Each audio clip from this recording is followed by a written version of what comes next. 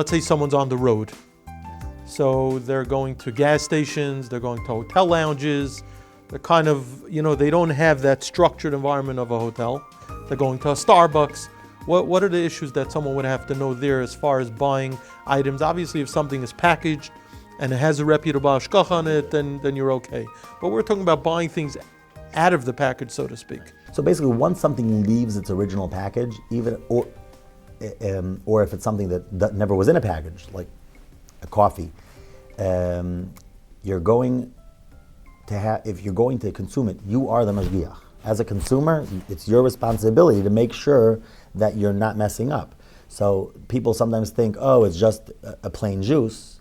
Well, sometimes that juice has grape juice. A common example is a very popular beverage at Starbucks, the refreshers that have a very high percentage of grape juice. And many people, they just, what do you mean? Isn't Starbucks kosher? No, Starbucks is not kosher. There might be some Starbucks that have less issues than others. If they're serving food there, then you're always going to run into some kind of cross-contamination. People need to understand that kashrus is an allergen on steroids. If a person had a child with an allergen in their house, whether it's dairy, celiac, gluten, whatever issues they are, nuts, they wouldn't just have an EpiPen. They would double and triple and quadruple think anytime that they bring any item into the house, and for sure before they go to any restaurant. And for some reason, people take on a kosher perspective, and they take a little bit more relaxed approach, and there's no reason for that. So, I think the analogy is fantastic, because, like you're saying, if we would have that attitude when we walk into a Starbucks, that I might be allergic to something here that could really have severe ramifications. I'm not going to buy a Starbucks refreshers assuming that it's juice and it must be kosher. So if you have a Starbucks store that has serving food, it's a real restaurant. Most people would never think of walking into a non-kosher restaurant and I'm just ordering a coffee.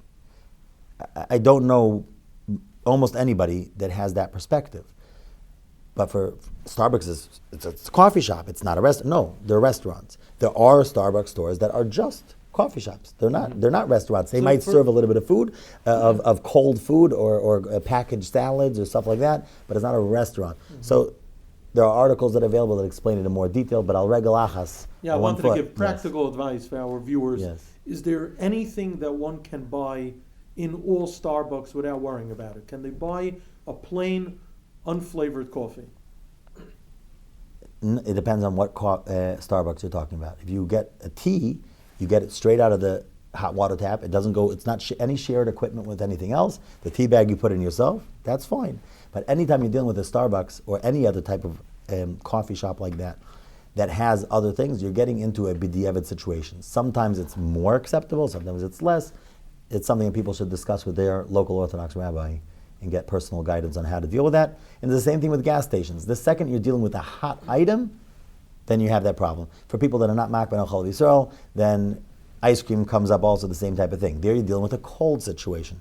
So it's a lot easier. The only cross-contamination is visually, you can see if things are dirty, if there's a transfer from one type of ice cream scooper to the other. You make sure that they clean it off. You make sure that you're getting the ice cream that you want, and then that ice cream is fine. Toppings, if there's toppings that you can see what box they came out of, that's good. But just because it says, they sometimes will put a copy of a label of something on it. Right. Who said it's the same thing? And there's been many, many situations where people have that. There are stores, gas stations up and down the 95 or in more former areas that they'll put Chalav Yisrael milk open on the. Who said they're not? Once it's open, once there's no chaysam, milk needs a chaysam. It's out of halacha. It has to be sealed. Once it's open and there's no Jewish person that's there the whole time, that milk is not kosher. It's not Chalav Yisrael. That's a very important thing you're saying. Let's say you go into a 7-Eleven and you're assuming that the coffee is okay because it's a dedicated machine, and then they have a fridge there with an open bottle of Chalav Yisrael milk. Of course, it's Chalav Yisrael. That's a problem if there's no. It can be a problem. I won't say it's always a problem. There are places that are a little bit more lenient. If you see that they have a whole bunch of milks there, there's no chayshin and lachlufi. There's no real reason that any benefit that they have to swap. It is cheaper, but they have a whole bunch of milk in the refrigerator. Why would they go to a store down the block and buy some not kosher milk and swap it out? There are people that are more machmer, more mekel. Again, this is another question to ask one's personal rav to get guidance on when it is appropriate, when it is acceptable. Maybe when you're traveling, maybe for sure not when it's right next to your house and you have a coffee maker at home or in your office, And then just for convenience, where I like the coffee there, so I buy that. That's at least in my opinion. That's So we've been talking about hot beverages. How about cold beverages? Cold soda from a hotel lounge, Slurpees, things of that sort. so the same thing. There are cold beverages that you know what they are. The first and most important thing with kashrus when you're traveling, like I said, in your own home, your own comfort zone, you know you have a sort of tfias ayin, you have a way of visually seeing something without even checking. We should check always for hechsher on every single individual item, but you know what items you're using, you have a familiarity with it. Once you walk out of your comfort zone, you don't necessarily have that same acquaintance with the items that you're using. So you have to check and verify that those things are what you think. You might think it's a fresh squeezed orange juice when it's not. It's a syrup that has all kinds of different concoctions in it that could be bona fide not kosher. You mentioned like Slurpees. Most Slurpees that are in 7-Eleven are on approved list of things that are certified and are kosher, but you have to verify that. It's not something that you could just assume that it's fine. And just because one flavor in a machine is kosher, then the other one is doesn't not mean the other necessarily flavor, kosher. right? Not only that, but you can have similar things that look almost identical, especially when you're traveling. People in the United States, they buy Pringles. Pringles in the United States is kosher. Every other Pringles in the United States is not kosher. You can have cereals that people are used to. That's why it's very important to check, especially when you go into different geographic areas, particularly different countries. You can have the exact same item that in one country will be parv, in another country will be dairy, and in a third country will be treif. And if people are not aware and look out, Same brand.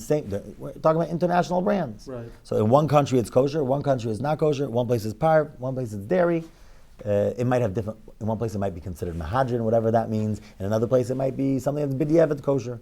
And so doing research on these things and making sure that you know that what you're looking at is what you're getting, that's key number one. So if you see a juice, you see something, how do you know what it is? Because Muhammad, as we said before, told you that it's juice. Doesn't work. Oh, you saw him fresh squeezing it in front of your eyes, and the kalim are clean. Everything's fine. It's cold. It's not hot. Great. Enjoy.